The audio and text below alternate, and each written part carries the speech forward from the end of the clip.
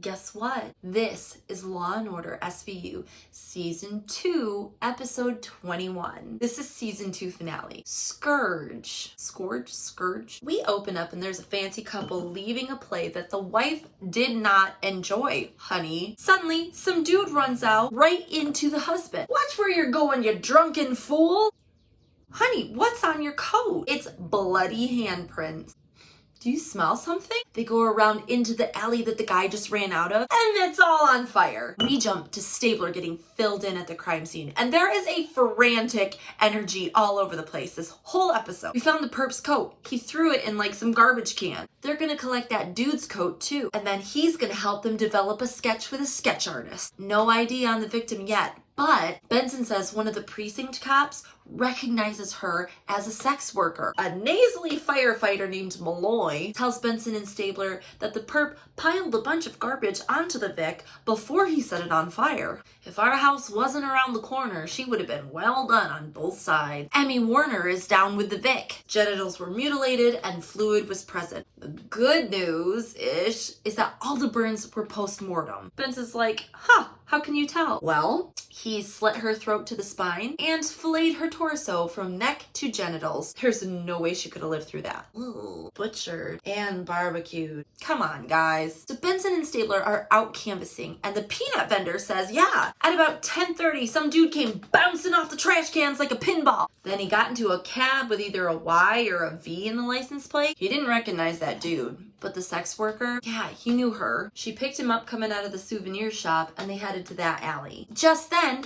Munch and Finn pull up. Boss says you might need some help. For sure, you guys go do the canvassing. So we're back at the precinct. We know now that the victim's name was Cassie Horner. The perp was white, around 6 feet with a beard, and all the witnesses said he was under the influence of something. Finn thinks with that level of violence, sounds like PCP. Okay, so we need to double check with Warner. Munch and Finn, you go down and start asking the other working girls if they know or saw anything. Munch is like, calling on courtesans, our specialty. Oh, Munch. So Munch and Finn pull up to ask a bunch of sex workers if they'd seen anything. And guess what, ladies? They brought coffee and fresh donuts. The lead sex worker is like, hey guys, they're cool. Anybody see Cassie leave with her last trick? Yeah. He had a beard and crazy eyes. I told her not to go with him. I wonder who's gonna take care of her little girl. Meanwhile, down in the morgue, Emmy Warner is telling Benson and Stabler about the autopsy. In addition to the cut on the neck and the incision, there were 42 stab wounds. And that knife, double-edged, serrated on one side, 6 to 8 inches long. The killer is a knife connoisseur. We're back at the precinct, and guess what? Cragen says we got a hit on the DNA from the semen that was inside the victim. And that hit was somebody on the sex offender list. Norman Fredericks, 30 years old,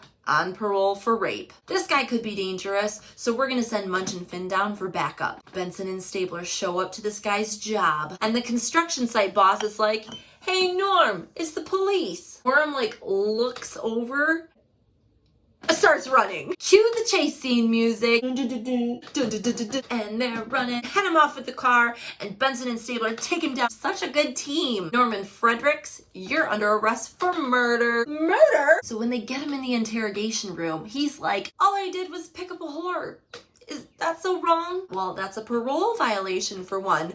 And then you killed her. No, I didn't. I swear. I picked her up. We did our thing. I paid her, and then I left. Just then, Cragen taps on the window. Bad news, guys. We have another victim. Benson and Stabler head to the crime scene. Beat cop overshares that in his 14 years, this is the first time that he's barfed when he saw a body. Warner, who's already there, tells him she's been dead at least 12 hours. Handiwork is the same. Looks like it was the same knife. Stabler's feeling all dramatic. This guy thinks he's Jack the Ripper. Cabot's at the precinct, and like everybody else, she is antsy. You didn't think to tell me that you had a perp in custody? Munch and Finn are very gently interviewing the roommate who found the body. We find out that the second victim is a 24-year-old publicist named Teresa Folsom. I have to ask this, do you think Teresa did any moonlighting? No, dickhead. She had a boyfriend in Boston. Okay, so we're trying to put together a timeline that makes it possible for Fredericks to be the murderer of both victims. Munch walks in to ruin the theory. It's not possible. DNA came back, 2 blood types present in the second murder scene, and neither of them match Fredericks. Well, crap. We'll hold Fredericks for a parole violation, and then Cragen's gonna call in Huang that we met last week to do a little profiling. We jump to the precinct, and the whole team is spellbound watching Huang profile as he's walking back and forth. He comes out at night and focuses his rage on people he thinks are sex workers, like Jack the Ripper. Surprise, surprise, Munch has a conspiracy theory about who Jack the Ripper is. Anyway, Huang, you're looking for a man mentally ill since childhood, could possibly have been institutionalized, not able to keep a job, lives alone, has strong religious convictions, and might have commanding hallucinations. That means voices telling him what to do. Cabot comes in with a newspaper. Well, we better figure out and catch this guy because press has already labeled him the Night Ripper. Stabler thinks we should release the sketch. Oh no, you shouldn't do that. Publicity just excites him. After running all the cabs down, we finally land on one. The driver's name was Sekou, but actually it was his cousin Nkrumah that was driving it. Nkrumah confirms, oh yeah, I absolutely picked up this dude. Bushy beard, wild eyes, paid with a bloody $20 bill. And he said when the cops drove past, he put his head down. Munch and Finn are at this guy's cab with the lab tech. They've already vacuumed for hair and fibers, and they're about to do the luminol test. Yup, there's blood present. But Munch and Finn can't stick around because guess what? Jack has struck again. This one's really bad, like really bad. So there's this arcade and this perp walked in right up to a 9-year-old in the bathroom and slit his throat. The owner runs at him to try and help and the guy stabs him in the stomach. Then the kid's dad runs in towards his kid and gets his throat slit. I thought he was targeting sex workers. Omnipresent Emmy Warner is already in with the body. Somehow I wrote down Emmy Warner is in with the noodles. Same knife use. Man, now we have 4 murders in 48 hours. So now Cragen brings in an entire task force. Obviously, handing out assignments like Halloween candy and tells Stabler, hey, I'm gonna have you coordinate all the tips coming in on the phones. I'm sorry, what the fuck? This is my case and you're benching me? Me? Stabler?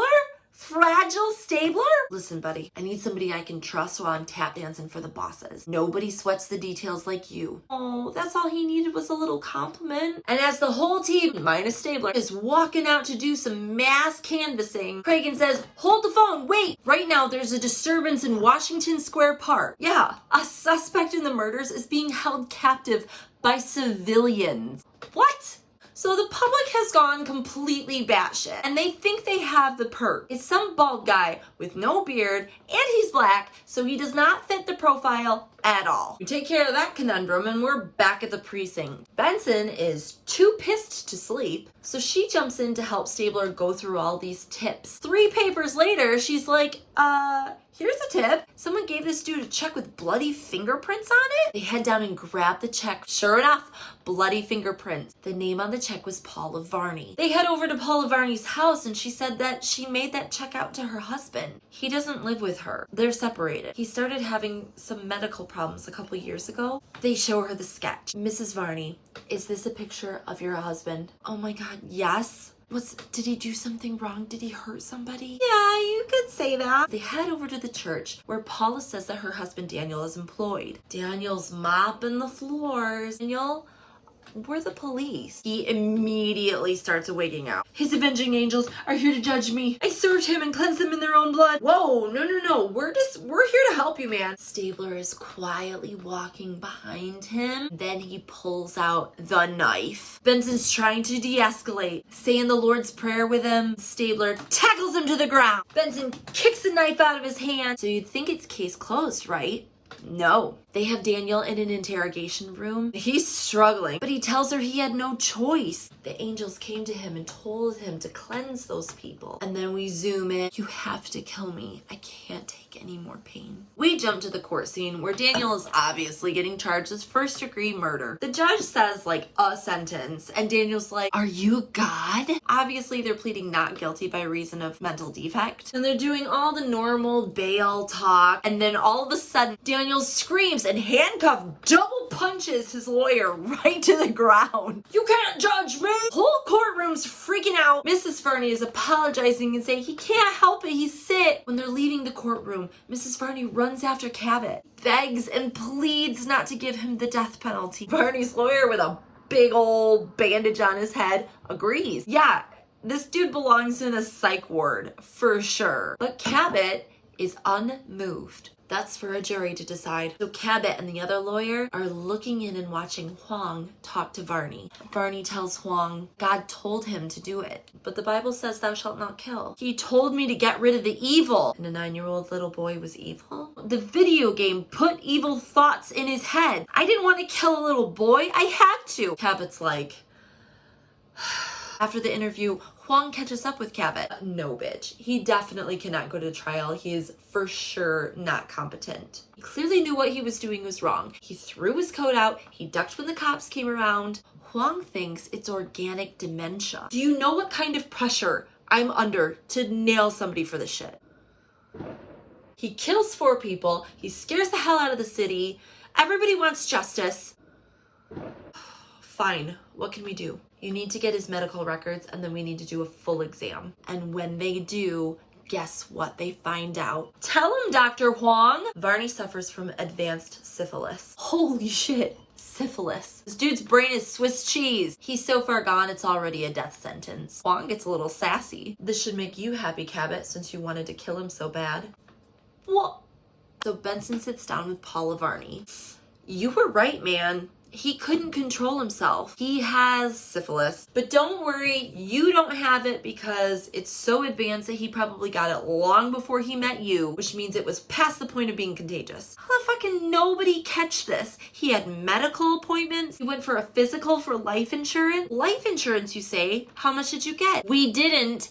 We got denied. Wait. Just a second. And in the next scene, Benson marches into Cragen's office. All Atlantic Life knew exactly that he had syphilis and did not inform him. Cragen's like, son of a bitch. Huang says, 1 shot of penicillin back then could have cured him. Cabot says, then these 4 victims wouldn't have died. Benson wants their ass, and they get it. They walk in and arrest this white boy weenie motherfucker insurance guy, and then Cabot has to explain to him and his lawyer what's up. We checked the health department, and you never informed him of his syphilis, which is required by law. This weenie's name is Mr. Hunt, and Mr. Hunt's lawyer says, we are under no obligation to inform the applicant. Yes, idiot, but you still have to inform the health department. So here's how it's going to go. If we audit your records and find similar cases that have slipped through the cracks, not only will we charge Mr. Hunt with reckless endangerment, we will move to seize all profits of your company as assets to the crime. What do you want? You're going to start reporting all cases of transmittable diseases, and when your asses get sued by Mrs. Varney and the families of the 4 victims, you're going to settle for millions. Do you understand? And in our last scene, we jump back to the courtroom where the judge indeed finds Mr. Varney incapable of aiding in his own case. He's going to live the rest of his days in a mental institution. Then right before we leave the courtroom, Stabler comes close up to close up with the wife and mother of the last 2 victims.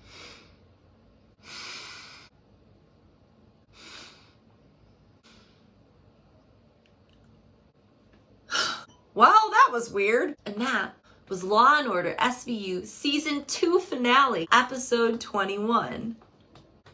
Jum jum.